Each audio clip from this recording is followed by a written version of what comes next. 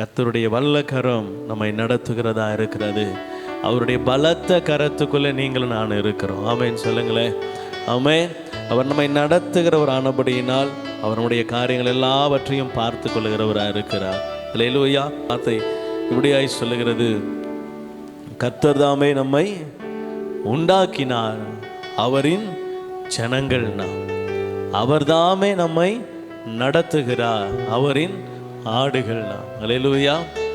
மேய்ப்பன் ஒருவர் மந்தைக்கு முன்னும் பின்னும் இருக்கும் பொழுது ஆடுகள் எங்கே போகணும், எதை பார்க்கணும், எங்கே சாப்பிடணும், இதை குறித்து யோசிக்கவே செய்யாது. அது ஆட்டுக்கு என்ன செய்யும்?